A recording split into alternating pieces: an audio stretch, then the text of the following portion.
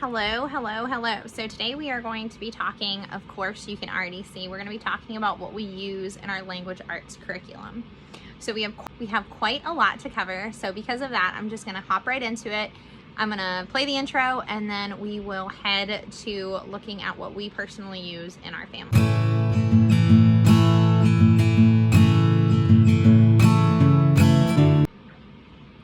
Okay, so this is Amanda from Learning to Love Well, and I'm just gonna get situated on the bed. We had a little celebration, so it's kind of some homemade decorations. Please excuse them. We can celebrate, right? And it doesn't have to be expensive, it's wonderful. Okay, so here is the deal. Before we even get into this, I want to give a disclaimer, and I am sorry if the glare in my glasses is causing an issue, guys. Unfortunately, I had to pull my contacts out this morning. I had the idea of, okay, I'm gonna film today, I need to put my contacts in, and I'm just gonna go at this blind because the glare is bothering me a lot. Here's the deal. I wanna give a disclaimer. If you are currently using a curriculum that you love, I hope that you enjoy this video. I hope it gives you extra ideas, maybe things that you want to implement. But like we say in the South, if it ain't broke, don't fix it. And I say this because a lot of times we see new curriculum or new to us curriculum and we think, oh my goodness, new, shiny, awesome. But there is such joy and contentment with what we have, and there's such an amazing ability that if you have something that is working well for your family, awesome. I am a curriculum junkie. I like looking at all of it, but at the same time, it can become overwhelming, it can be overstimulating, and honestly, it can produce absolutely nothing but worrying if you already have something that is currently working for you. Now, if you have gaps in that you want to fill in, or if you just want to get some extra ideas for what we personally do, great, come along. We will totally go through what we use in our curriculum. Okay, so really quick, we are going to, what we use in our language arts curriculum depends on the grade. So from K to 3, we use a certain type of curriculum, and then 4th grade and up, we switch. So I'm gonna do it by grade. So I'm going to tackle K through 3 really quick. And I think if you've been on this channel long enough, you will know that we use a program. Now this is not the K through 3, this is the 3rd grade one. We use phonics and reading and phonics, or phonics and reading from Horizons curriculum. This is the 3rd grade set. It's actually only the first reader, and this actually comes with 2 books for the student workbooks and 2 reader books. And I have used this for all of my kids, and I absolutely love this curriculum. It is very thorough, it is very open and go, it is very easy to use, and it is a spiral approach. So they do come back and revisit and revisit and revisit to really hammer in those digraphs and those diphthongs and those pronunciations. They also have like reproducible pages. A lot of time, let's see if this one has it. This one does not have it. But in some of the curriculums, they have reproducible pages. Sorry, this one has been well used and well loved, if you guys can't tell. This one has already gone through 1 child, and maybe is currently being gone through by a 2nd child. And yes, it has been loved. It is being worked through again. But anyway, we definitely use this as a really good basis for hammering down all those phonetic rules and the exceptions to the rules and just all things phonics and reading. Of course, that's what it says, phonics and reading. These sets also come with comprehension readers, which you have stories, and then you have some of them in the younger grades kind of do like the questions. This one, not so much. This is just more like a reading format, which is great. So for spelling, we also use spelling and vocab from Horizons. Now, I have used this. It is very open and go. There is a teacher's guide. It does have reproducible pages in the back that can correlate with the lessons. I find that I don't even really need to use them. This kind of works, and then we'll revert back to the old school of like writing your words 3 times each on the board, or we will revert for some of my tactile learners. We have these classroom magnet letters, and I got these off Amazon like 2 years ago, 3 years ago, I think. And it's just a magnet board, and they stick, and they're foam, and they're 3D.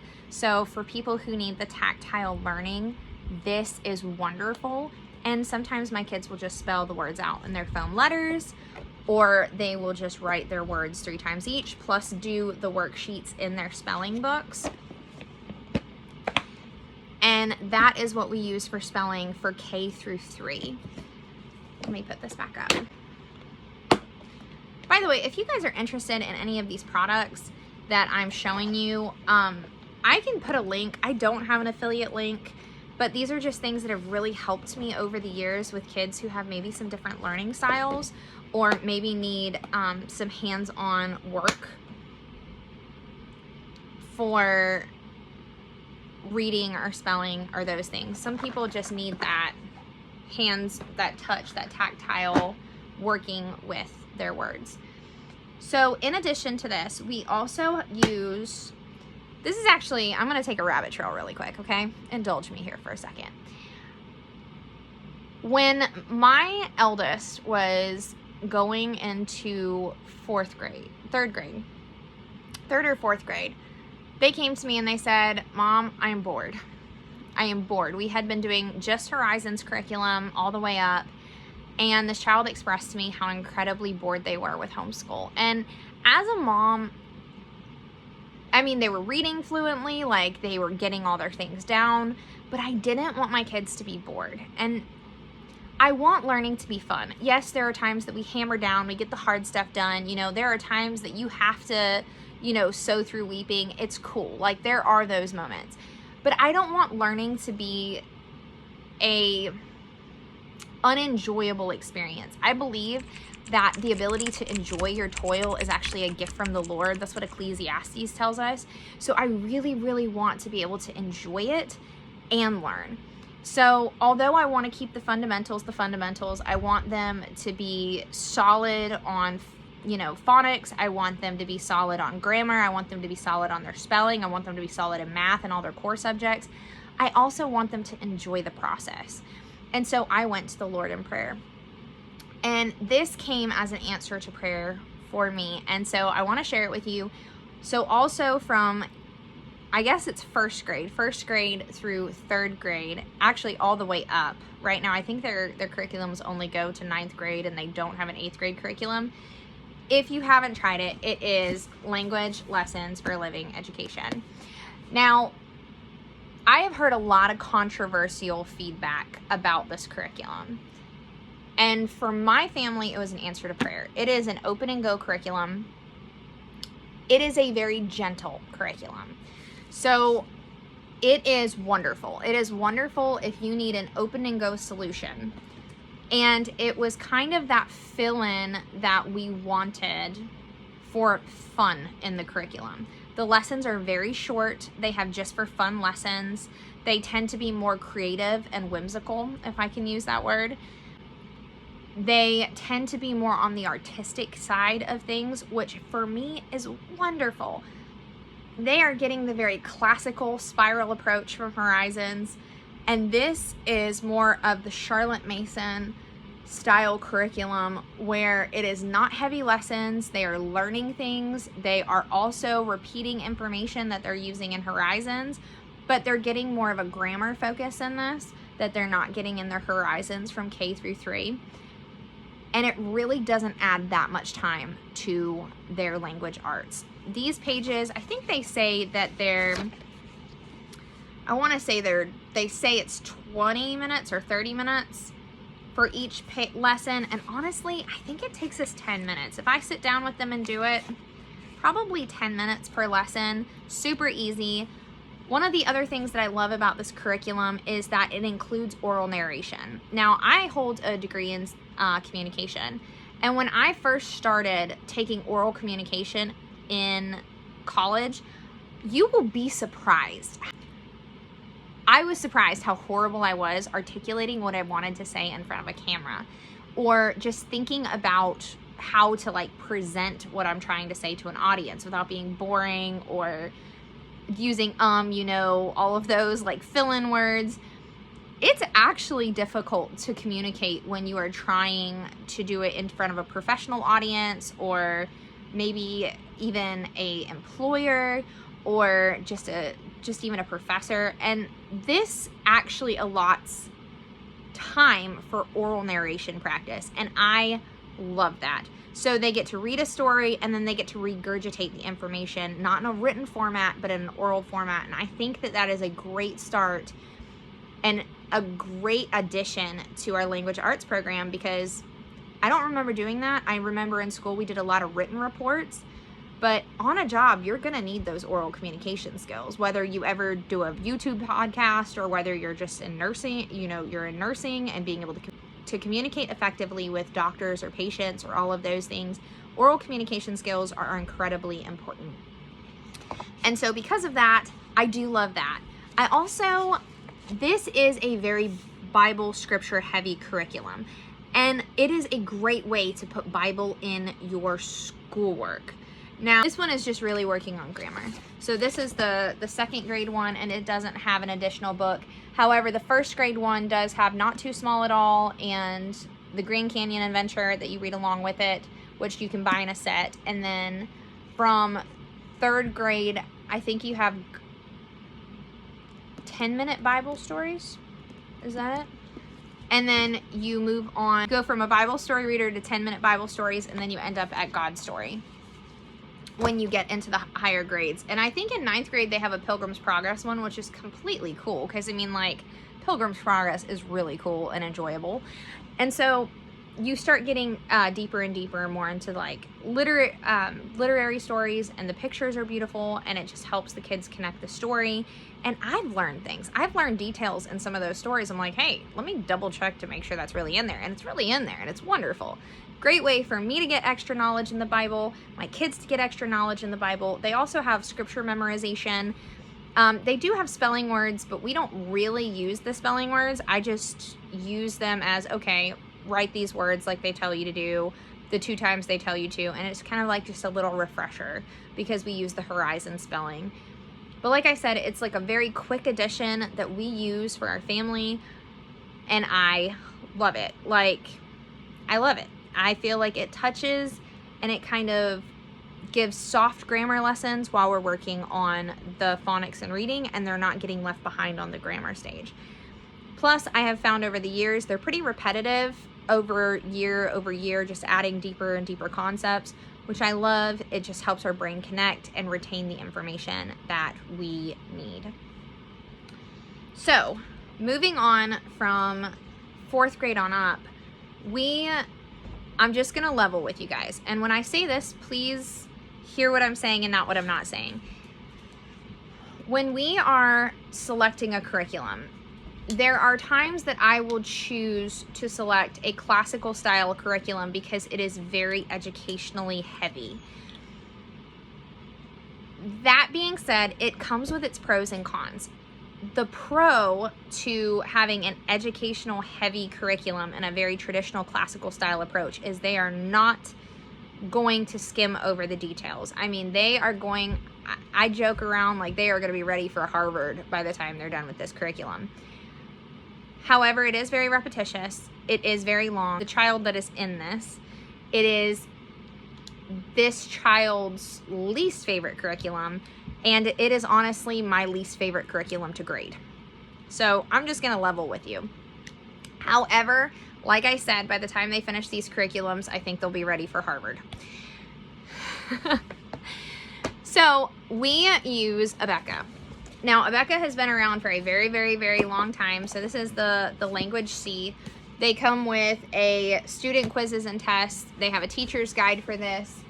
They have Language C, God's Gift of Language C, and then here is the workbook, the student workbook. So this is the teacher's guide. They are long lessons. This is the curriculum if you want your kids to know how to pick apart a sentence, to know what the subject, the predicate is, and what every word is acting like in a sentence. This is your curriculum. If you are heavy on the educational front, this is your curriculum. However, I will warn you, sometimes the lessons do get very long, and at times it becomes very repetitious, which I don't mind, but sometimes I do feel like it is a lot of repetition work. So sometimes we'll choose and we'll look at some of them and be like, okay, you've already done this like 10 times. It's okay. I'm going to let you skip this part of that lesson. And that's just up to my discretion. I use my curriculums as a tool. I do not use them as my master. Only God is my master. And so these are all wonderful gifts that the Lord has given me to steward well, to steward my kids' time well with. And because of that, if they are wearing out, I see no reason they need to diagram 35 sentences after doing 2 pages of the curriculum plus their other subjects. They have other subjects they are doing where they are also very immersed in literature. Like we just started They Signed For You for one of my older children, which is a 7th to 9th grade history curriculum, and it is a lot. They just finished reading the Constitution of Independence and answering questions to it. So obviously reading and comprehension are there. They're getting that in. But as far as with grammar and things like that, I do love Language C, but like I said, there are times that I allow my children to be like, okay, this is too much. Mom, I've done this same thing over and over and over and over. Can I? And sometimes I'm like, yeah, you can only diagram 5 of those sentences instead of all 15. And that's up to the teacher's discretion. That's one of the most beautiful things about homeschool. If you know that your child gets it, but now you're just giving them busy work for an hour and a half, it's up to your discretion. You can say, hey, look, we're going to let this curriculum serve us rather than us be a slave to the curriculum. And I am fully game and fully supportive of making it work for us. And so along with Language C, my kids also do, as soon as they get past that 4th grade threshold, they also do Abeka's spelling. Now, for the longest, the first couple of years, I got the spelling test books, and I got, the spelling test books. However, I actually assign the spelling work for my child who is in this subject. And we will do things like write your words 3 times each, draw a picture to match the definition, write down any words and define the vocabulary words that you need to, clap out the phonics sounds. We work with the words in different ways. Primarily the same, kind of the way that I was taught spelling in the public school system. I've kind of carried that from the public school system. So there's a lot of like repetitive writing and copy work, and there is maybe some more interesting ways to integrate spelling rather than just buying the curriculum and doing it their way. Plus, I find that that's enough, and so we go with that. Now, my older children are also in language lessons for a living education from 4th grade on up. And like I said, they get a ton of scripture. They get opportunity to do oral narration. They have the opportunity to read about, like, for instance, this will be God's story that they get to read, like a whole beautiful story with these beautiful pictures in it. I mean, they're just gorgeous. And so they will get scripture in. They do get memorization. I also find that with language lessons for a living education, they actually give more mnemonic devices, or they'll give little jingles and things for the kids to remember it. My child memorized all of the helping verbs in a song. That seems to have really helped, even in his Abeka studies. So there's more creative integration, more artsy, whimsical, again, integration of how they actually teach the material. So even though they are lighter bookwork, they do actually have some really cool memorization and things like that they definitely carry. So This is our language curriculums that we use K through 7th grade, because that's where my kids currently are. And I will say this, combining the Charlotte Mason approach and the classical traditional style approach of both Horizon and Abeka has been wonderful. I feel like we are filling in gaps and they complement each other so well because they're so vastly different.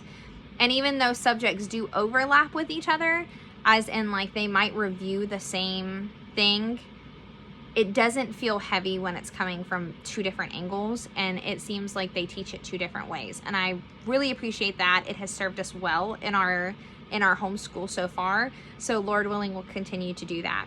Again, if you have watched this whole video and you have found like, oh, this is awesome, look into the curriculum, be prayerful about it.